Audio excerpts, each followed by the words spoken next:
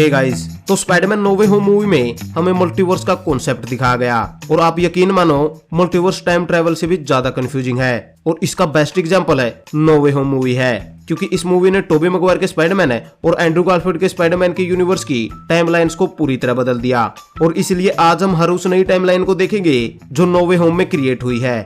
तो सबसे पहले समझते हैं कि आखिर नो वे होम में मल्टीवर्स ने कैसे काम किया और दोनों स्पाइडरमैन और सारे विलन एमसीयू में कैसे आए। सो मान लीजिए कि ये एमसीयू की टाइमलाइन है और यहाँ पर नो वे होम के इवेंट हुए हैं और ये है टोबी मैगवायर के स्पाइडरमैन की टाइमलाइन है और ये है एंड्रू गारफील्ड के स्पाइडरमैन की टाइमलाइन और ये अलग अलग टाइम है जहाँ पे स्पाइडरमैन मूवीज के इवेंट हुए हैं। जैसे यहाँ पहली स्पाइडरमैन मूवी जो 2002 में रिलीज हुई थी जिसमें हमें ग्रीन गोब्लिन दिखा था, उसी तरह ये डॉक्टर ऑक्टोपस है और सैंडमैन का टाइम है। और यहाँ एंड्रू गारफील्ड के स्पाइडरमैन की टाइमलाइन में लिजार्ड और इलेक्ट्रो का टाइम है। तो अब यहाँ होता यूं है कि जब डॉक्टर स्ट्रेंज स्पेल कास्ट करता है तो पीटर की वजह से स्पेल में गड़बड़ हो जाती है, तो इन दोनों टाइमलाइन से विलन एमसीयू में आना स्टार्ट हो जाते हैं। जैसे 2002 से ग्रीन गोब्लिन है, 2004 से डॉक्टर ऑक्टोपस है, 2007 से सैंडमैन है और उसी तरह एंड्रू गारफील्ड के यूनिवर्स से लिजार्ड और इलेक्ट्रो भी एमसीयू में आ जाते हैं। साथ ही इन दोनों टाइमलाइन से दोनों स्पाइडरमैन भी एमसीयू में आ जाते हैं। तो अब अगर आपने ध्यान दिया हो तो ये विलन अपने अपने यूनिवर्स में अलग अलग टाइम में एग्जिस्ट करते हैं। जैसे जब डॉक्टर ऑक्टोपस एग्जिस्ट करता है तो ग्रीन गोब्लिन मर चुका होता है, उसी तरह जब सैंडमैन एग्जिस्ट करता है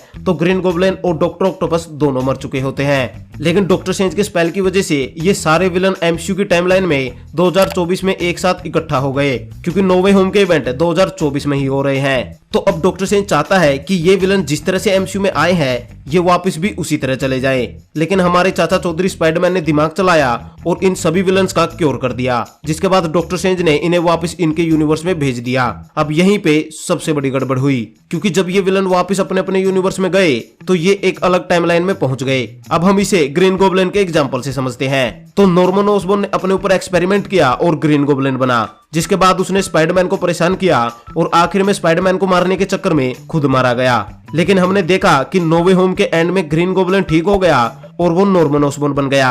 अब यहाँ ये चेंज हुआ कि जब नॉर्मन ऑसबॉर्न एमसीयू में आया तो उसकी ग्रीन गोब्लिन वाली पर्सनैलिटी उस पे हावी थी, लेकिन जब वो एमसीयू से गया तो वो बिल्कुल नॉर्मल हो चुका था। यानी ग्रीन गोब्लिन जब वापस अपने टाइमलाइन में जाएगा तो वो वहां स्पाइडरमैन को मारने की कोशिश नहीं करेगा और खुद भी नहीं मरेगा। और इसीलिए जैसे ही ग्रीन गोब्लिन एमसीयू से वापस अपने यूनिवर्स में गया तो वहां पर एक अल्टरनेट टाइमलाइन बन गई जिसमें नॉर्मन ऑसबॉर्न कभी मरा ही नहीं। और यही सेम चीज हर विलन के साथ होगी और इसीलिए इन 5 विलन्स की वजह से 5 अलग अलग अल्टरनेट टाइमलाइंस बन गई। लेकिन टोबी मैगवायर का स्पाइडरमैन और एंड्रू गारफील्ड का स्पाइडरमैन अपनी अपनी टाइमलाइन में ही जाएंगे, क्योंकि उनके साथ कुछ भी चेंजेस नहीं हुए।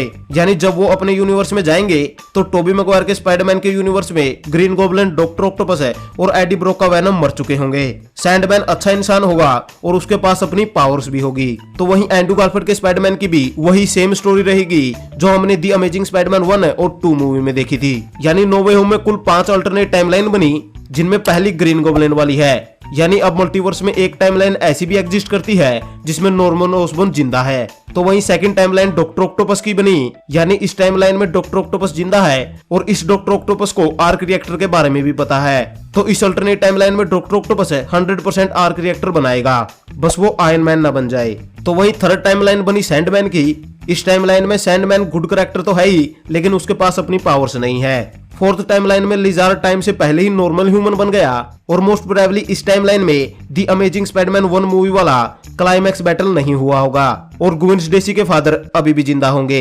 और fifth and the last timeline बनी इलेक्ट्रो की। इस टाइमलाइन में इलेक्ट्रो के पास अपनी पावर्स नहीं होंगी और स्पाइडरमैन और ग्वेन स्टेसी को इलेक्ट्रो को मारने की जरूरत नहीं पड़ेगी और हो सकता है कि इससे ग्वेन स्टेसी भी ना मारी जाए और इस टाइमलाइन में ग्वेन स्टेसी जिंदा हो। सो ये थी कुल 5 अल्टरनेट टाइमलाइंस जो नो वे होम में क्रिएट हुई। और लोकी टीवी सीरीज के लास्ट एपिसोड में जो हमने ढेर सारी टाइमलाइंस देखी थी, ये 5 टाइमलाइन भी उन्हीं में से है। और अब टीवी इन्हें मिटाने के लिए नहीं है, तो ये टाइमलाइन हमेशा एग्जिस्ट करती रहेंगी। साथ ही जैसा मैंने पहले बताया कि टोबी मैगवायर और एंड्रू गारफील्ड के स्पाइडरमैन ने कोई भी अल्टरनेट टाइमलाइन नहीं क्रिएट की, तो नो वे होम के इवेंट से उनकी टाइमलाइन पे कोई इफेक्ट नहीं होगा। यानी इन फ्यूचर कभी भी स्पाइडरमैन 4 और दी अमेजिंग स्पाइडरमैन 3 बनी तो उनकी स्टोरी वहीं से शुरू होगी जहां उनकी स्टोरी खत्म हुई थी। इसके अलावा जैसे मैंने वीडियो की शुरुआत में बताया कि मल्टीवर्स टाइम ट्रैवल से भी ज्यादा कंफ्यूजिंग है और मल्टीवर्स का इफेक्ट बड़े लेवल पर होता है, तो इसी तरह नो वे होम के इवेंट से 5 अल्टरनेट टाइमलाइन बन गई जिनमें 5 अलग अलग स्पाइडरमैन भी एग्जिस्ट करते हैं। और ऐसे ही इवेंट से क्रिएट हुई टाइमलाइन से मल्टीवर्स बनता है।